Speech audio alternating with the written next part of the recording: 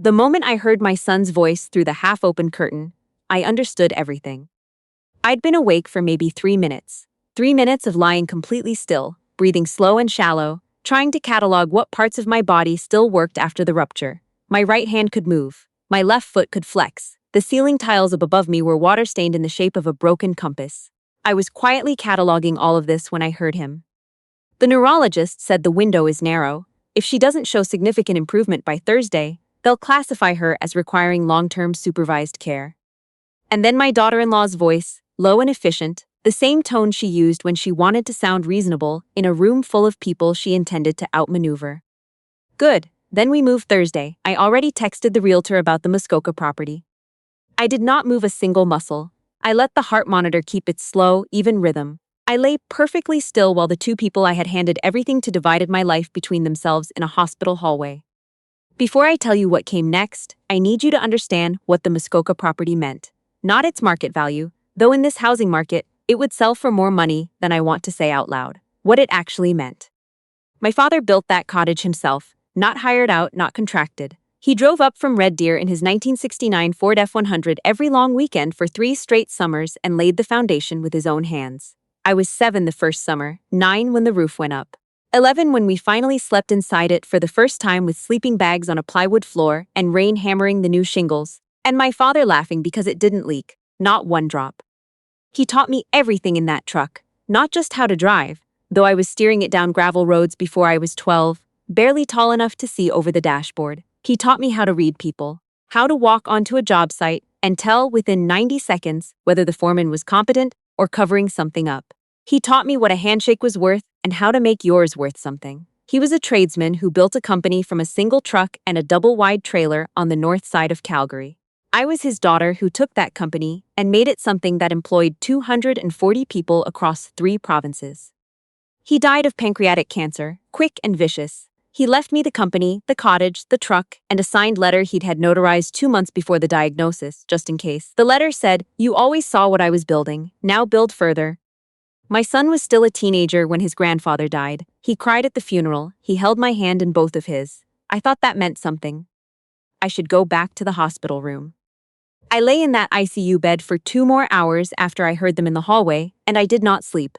A brain aneurysm had ruptured 4 days earlier while I was walking from the Drummond Construction site trailer to my truck in the Beltline. My site supervisor found me face down on the gravel.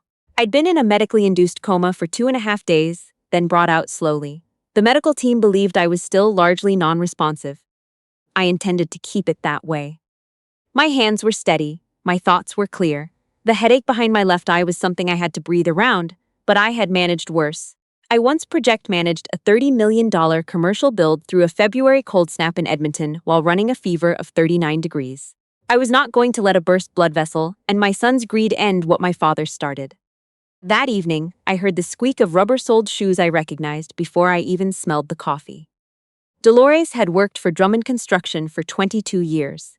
She had started as the receptionist when my father still ran the place. Back when the office was that same double-wide trailer he'd driven his truck to every morning. She knew the filing system the way other people knew their own handwriting. She knew which clients needed their hands held and which subcontractors were padding their invoices. When my father got sick and I took over, she stayed. When I expanded into BC and Manitoba, she stayed. When my son joined the company and immediately began undermining her authority in front of junior staff, she stayed and said nothing, and I saw it and said nothing, and that is one of the things I am still ashamed of. She came in during the 40-minute gap when my son and his wife had gone down to the cafeteria. She sat in the chair beside the bed and leaned close. "I know you're awake, Cecily," she said quietly. "I've watched you fake it since the morning shift briefing." I opened my eyes. She didn't cry. She pressed her lips together and looked at me the way she used to look at defective invoices, with a controlled fury that would eventually result in somebody being held accountable. "How long?" I asked. My voice was rough from the intubation.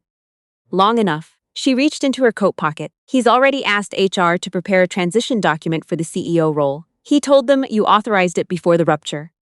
The headache sharpened. I breathed through it. "You didn't authorize anything like that," she said. "It wasn't a question." "No." She set her personal cell phone on my tray table. "Genevieve has been calling since Tuesday. She saw the hospitalization notice, and she's been trying to reach you directly, but your son told the nursing staff you weren't accepting outside calls. Genevieve and I had articled together in another life, before I left law to run the construction company full-time. She was now a senior partner at a corporate firm in downtown Calgary. She had drafted every significant legal document associated with Drummond Construction for the past decade. Is he intercepting my mail? I asked. Your daughter-in-law had the front desk forward all company correspondence to his personal email as of Monday morning. She said it was to reduce the load on you during recovery. I closed my eyes for 3 seconds. When I opened them, I was finished grieving. Get me Genevieve, I said, and find me something to write with. Before I go any further, if you've ever had a moment where you realized the person sitting at your bedside wasn't praying for you to get better, please take a second to subscribe to Gritty Ages, Reeve Stories, and hit the notification bell. This story is far from over. Don't go anywhere. Dolores came back that night at 9:15, during the gap between the evening vitals check and the overnight nursing handoff. She slipped through the door with Genevieve on a video call, and Genevieve had spent 48 hours preparing for exactly this conversation. Your son has hired a firm out of Edmonton, she said. They specialize in capacity challenges for estates. They're building a case that the aneurysm caused significant cognitive impairment. She paused. I've already drafted the documentation, an irrevocable inter vivos trust under Alberta law. Drummond Construction, the Muskoka property, the investment accounts, all of it transferred into a trust administered by a board of trustees, none of whom are your son, none of whom are his wife. The trust carries a charitable mandate attached to a trades apprenticeship foundation. Once you sign, he cannot contest it without proving you were legally incapacitated at the moment of signing. Which I wasn't. Which you manifestly were not. I also spoke with your neurologist separately from your son. Dr. Ibarra confirmed your cognitive function is fully intact. A minor arteriovenous malformation surgically corrected, not a stroke, not progressive neurological damage. You are not the woman your son's lawyers are about to describe to a judge. I heard myself exhale for the first time in days. What do you need from me? I asked. Signatures, she said, and whatever recordings you can get in that room. Dolores patted her coat pocket. She'd had a small digital recorder running since Tuesday, set on the windowsill during every visit, tucked behind the potted plant my son had brought. The plant was already dying because no one had watered it. Over the next 4 days, I gave the performance of my life. Whenever my son and his wife came, I was confused, drifting, slow to respond. I let my eyes wander to the wrong corner of the room when they spoke to me. I called my daughter-in-law by the wrong name once, deliberately, carefully, and watched her correct me with a patience that was the thinnest possible coat of paint over raw impatience. My son sat at my bedside and held my hand and asked gentle leading questions. Whether I remembered signing anything before the rupture, whether I felt ready to let him handle some business decisions to reduce my stress. His voice was soft and kind. I had paid for that voice. Private school in Calgary, 4 years at Queen's University in Kingston, a starting salary at the company that was twice what he could have earned anywhere else. I had done all of it believing that was what love looked like, expressed in action. Sitting in that bed, I understood it had also been investment, and he had been calculating his return for a long time. The moment they left each day, I was someone else entirely. Dolores smuggled Genevieve's documents in and out in a padded laptop bag she carried as a work tote. We used the hospital's family consultation room on the 3rd floor. Genevieve came in person on the 3rd day, dressed the way she dressed for Bay Street depositions, and I signed the trust documents with a fountain pen she produced from her jacket pocket. My hand did not shake once. My son had arranged a family meeting for Thursday. That was what he called it. A family meeting at the hospital with his wife, with a doctor he had specifically requested, and with a lawyer from the Edmonton firm who was going to walk me through a document giving my son temporary decision-making authority over the company and my personal assets. He'd informed the nursing staff that I had requested this meeting. He'd sent a message to the Drummond Board of Directors advising that, out of an abundance of caution, executive decisions would be routed through him effective the following Monday. He had arranged flowers for the room, sunflowers and white lilies, the kind of arrangement you'd bring to someone you expected to be grateful for your presence. I was dressed and sitting in the chair by the window when they walked in. Not the hospital gown. Dolores had brought my clothes, dark slacks, a gray blazer, my steel-toed sight boots because they were what I had in the truck, and because there is something about wearing the boots you've worn on 100 job sites that straightens your spine, without you having to think about it. My son stopped in the doorway. His wife's hand tightened on his arm. The Edmonton lawyer, a compact man in an expensive suit, looked from me to my son with the expression of someone whose briefing materials had just become inaccurate. I stood up. "Close the door," I said. My son found his voice. "Mum, you should be resting," the doctor said. "Close the door." He closed the door. Genevieve was already seated in the corner of the room, her briefcase open on her lap. She didn't stand. She didn't need to. I picked up Dolores's recorder from the windowsill and set it on the bedside table between us. "Before we discuss whatever documents you've brought," I said, "I want you to hear something." I pressed play. The room filled with my son's voice from 2 days earlier, asking me gently whether I remembered what I'd been working on before the rupture, whether I'd been feeling confused lately, whether I might have signed something I couldn't quite recall. And then his wife's voice, out in the corridor, on the phone with the Muskoka realtor, discussing the lakefront footage, asking about comparable sales, saying the current owner was stepping back from management and they'd like to move quickly. My daughter-in-law's face went the color of old chalk.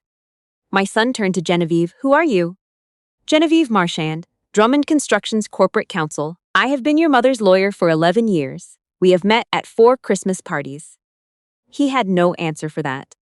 I laid the trust documents and Dr. Ibarra's signed assessment of my full cognitive competency on the bed between us. The stack sat there the way evidence always sits, heavy, patient, indifferent to being argued with. "Drummond Construction has been placed in an irrevocable trust under Alberta law," I said. "The trustees are Genevieve, 2 independent directors, and the executive director of the Niitsitapi Trades Apprenticeship Foundation, which will receive 20% of annual net profits as its charitable mandate. You have no role in the trust, neither does your wife. The Muskoka property is also held within the trust. The investment accounts are frozen pending a board review of all transactions made in the past 60 days. I looked at my son steadily, "Including the transfer request your wife submitted to the joint account on Monday." His wife turned toward the door. "I wouldn't," Genevieve said without looking up. "There's a process server in the lobby." They did not leave quietly. My son said things I will not repeat here, because they belong to him now, not to me. My daughter-in-law cried in a way that was designed to look like grief and achieved something closer to theater.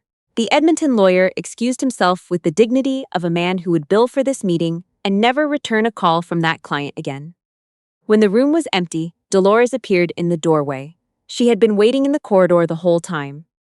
I sat on the edge of the hospital bed and looked at the sunflowers. My father's favorite. My son had known that and used it, and I was going to have to sit with that for a long time. In the weeks that followed, my son filed a formal capacity challenge. Hartwell and Greer submitted their affidavits. Dr. Ibarra testified. Genevieve laid the trust documents before the court like a mason setting the cornerstone of something that would outlast everyone in the room. The challenge was dismissed. The Drummond board terminated my son's employment in a vote that lasted 11 minutes. He left a voicemail on a Tuesday afternoon from outside the building where his keycard had stopped working. I sat in the F-100 in the parking garage and listened to it. He sounded young. He sounded like the boy who had stood beside me in the rain at his grandfather's burial when almost no one else came. I held that thought long enough to honor it. Then I deleted the message. My daughter-in-law sent an email 3 weeks later. She had taken a position in Vancouver. She wished me well. She used the word reconciliation. I forwarded it to Genevieve without comment.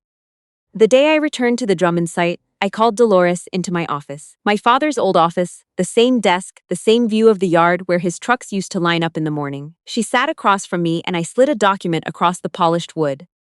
"That's an equity package," I said. 5% of the company, vested over 2 years, paired with a defined benefit pension plan that covers you and your husband fully until you choose to stop. You've earned this 22 years over.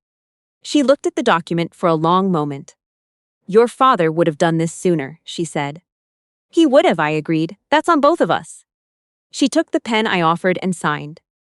The following spring, the Niitsitapi Trades Apprenticeship Foundation broke ground on a new facility east of Calgary. I drove up in the F-100, windows down and the heat running because that's Alberta in April, a Tim Hortons going cold in the cup holder because I kept forgetting to drink it.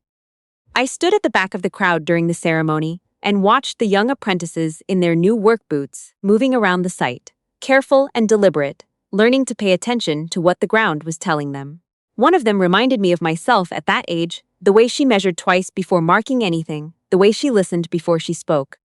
I thought about my father, driving north in this same truck with lumber strapped to the bed, planning a cottage nobody else believed in yet, I thought about the plywood floor and the sleeping bags and the rain that didn't come in. All that care, laid into a foundation so that something would hold. Sometimes the people who carry your legacy forward are not the ones you expected to hand it to. Sometimes the foundation outlasts everything you thought it was built for, and that is not a tragedy. That is just how strong things are made. I drove home as the light went flat and gold across the prairie, the truck engine steady beneath me, the same sound it had made for 50 years, and I thought, he built further than he knew. So will I.